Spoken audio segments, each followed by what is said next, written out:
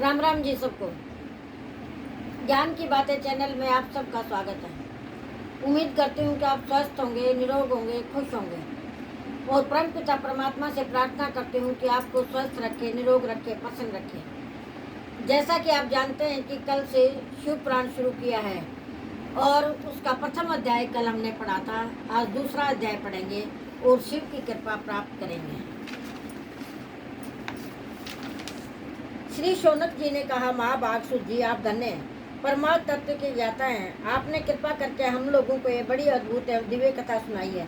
भूतल पर इस कथा के समान कल्याण का सर्वश्रेष्ठ साधन दूसरा कोई नहीं है। ये बात हमने आज आपकी कृपा से निश्चय पूर्वक समझ ली। कलयुग में इस कथा के द्वारा कौन कौन से पापी शुद्ध हुए, इस कृपा को पूर्वक बताइए और इस जगत को कृतार्थ कीजिए।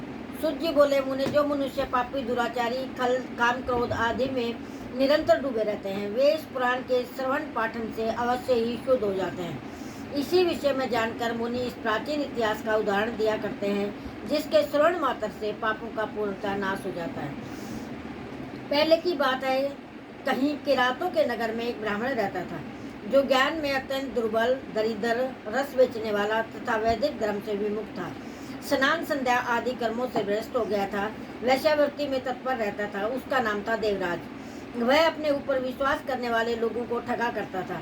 उसने ब्राह्मणों, क्षत्रियों, वैश्यों, शूद्रों, दूसरों को भी अनेक बहानों से मारकर उनका धन हड़प लिया था, परंतु उस पापी का थोड़ा सा भी धन कभी धर्म के काम में नहीं लगा था। वह वैश्यागामी तथा सब प्रकार से आचार भ्रष्ट था।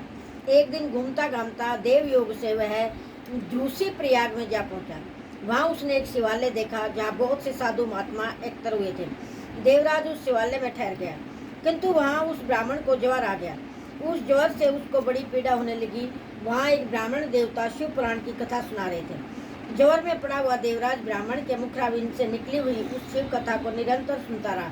1 मास के बाद वह ज्वर से अत्यंत पीड़ित होकर चल बसा। यमराज के दूत आए, उसे पाशों में बांधकर बलपूर्वक यमपुरी ले गए। इतने में शिवलोक से भगवान शिव के पार्षद गण आ गए। उनके गौर अंग कपूर के समान उज्ज्वल थे, हाथ त्रिशूल से सुशोभित थे, उनके संपूर्ण अंग भस्म से उद्वासित थे। रुद्राक्ष की मालाएं उनकी शोभा बढ़ा रही थी। सबके सब क्रोधपूर्वक यमपुरी में गए और यमराज के दूतों को मार पीट कर बार धमका कर उन्हें देवराज को उनके चंगुल से छुड़ा लिया और अत्यंत अद्भुत विमान पर बिठाकर जब वे शिवदूत कैलाश जाने को उद्यत हुए, उस समय यमपुरी में बड़ा भारी कोलाहल मच गया। उस कोलाहल को सुनकर धर्मराज अपने भवन से बाहर आए, साक्षात दूसरे रुद्रों के समान प्रतीत होने लगे। उन चारों दूतों को देखकर धर्मज्ञ धर्मराज ने उनका विधि पूर्वक पूजन किया और ज्ञान दृष्टि से देखकर सारा वृत्तांत जान लिया। उन्होंने भय के कारण भगवान शिव के उन महात्मा दूतों से कोई बात नहीं पूछी, उल्टे सबकी पूजा की, प्रार्थना की। तत्पश्चात वे शिवदूत कैलाश को चले गए और वहां पहुंचकर उन्होंने ब्राह्मण को दया सागर शाम शिव के हाथों में दे दिया। शौनक जी ने कहा, महाभाग सुत जी, आप सर्वज्ञ हैं, महामते, आपकी कृपा प्रसाद से मैं बारंबार कृतार्थ हुआ। इस इतिहास को सुनकर मेरा मन अत्यंत आनंद में निमग्न हो गया। अतः भगवान शिव में प्रेम बढ़ाने वाली शिव संबंधी दूसरी कथा कहिए। सुत जी बोले, शौनक सुनो, मैं तुम्हारे सामने गोपनीय कथा वस्तु का वर्णन करूंगा। शिव भक्तों में अगर गण्यता वेद वेताओं में श्रेष्ठ समुद्र के निकटवर्ती प्रदेश में एक वाशकल नामक ग्राम था, जहाँ वैदिक धर्म से विमुख महापापी द्विज निवास करते थे। सबके सब बड़े दुष्ट थे। उनका मन दूषित विषय भोग में लगा रहता था। वे न देवताओं पर विश्वास करते, न भाग्य पर। सभी कुटिल वृत्ति वाले थे, किसानी करते, भांति भांति के घातक अस्त्र शस्त्र रखते, वे विचारी और खल। ज्ञान वैराग्य सद्धर्म का सेवन ही मनुष्य के लिए परम पुरुषार्थ है, इस बात को वे बिल्कुल नहीं जानते थे। वे सभी पशु बुद्धि वाले थे।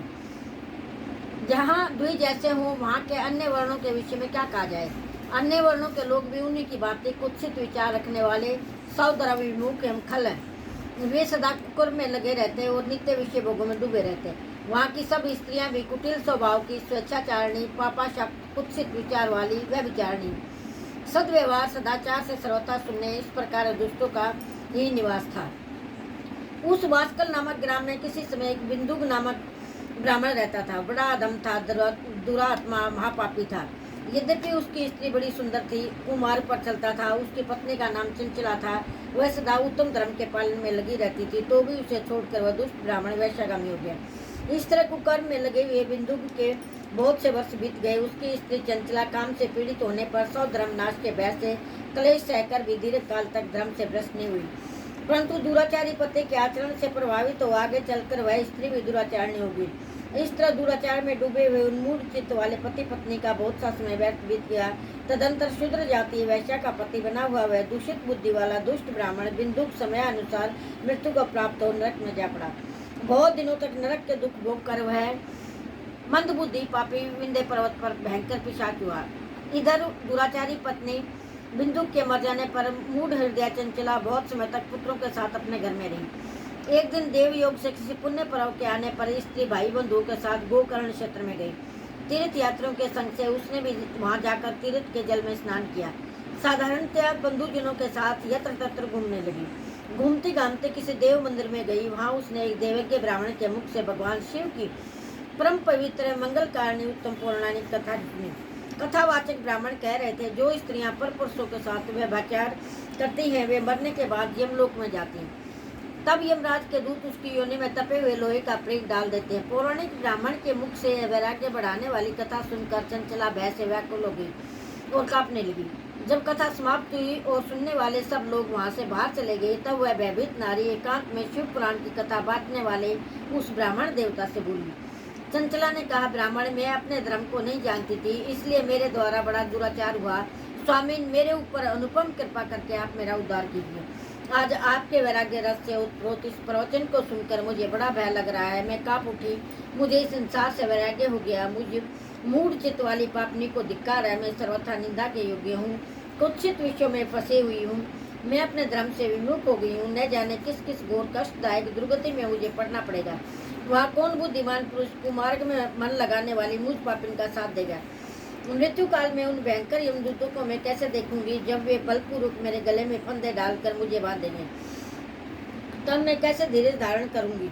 नरक में जब मेरे शरीर के टुकड़े टुकड़े किए जाएंगे, उस समय विशेष दुख देने वाली महायातना को मैं कैसे सहूंगी। हाय, मैं मारी गई, मैं जल गई, मेरा हृदय विदीर्ण हो गया और मैं सब प्रकार से नष्ट हो गई, क्योंकि मैं हर तरह से पाप में डूबी हुई हूँ। ब्राह्मण, आप ही मेरे गुरु, आप ही माता, आप ही पिता हैं। आपकी शरण में आई हुई हूँ। मुझ दीन अबला का आप ही उद्धार कीजिए। सुत जी कहते हैं, शौनक जी, इस प्रकार खेद और वैराग्य से युक्त हुई चंचला ब्राह्मण देवता के दोनों चरणों में गिर पड़ी। तब उन बुद्धिमान ब्राह्मण ने कृपा पूर्वक उसे उठाया और इस प्रकार कहा। राम राम जी। आज की दूसरा अध्याय समाप्त हुआ। कल तीसरा अध्याय करेंगे। लाइक करना, शेयर करना, सब्सक्राइब करना मत भूलना। राम राम जी।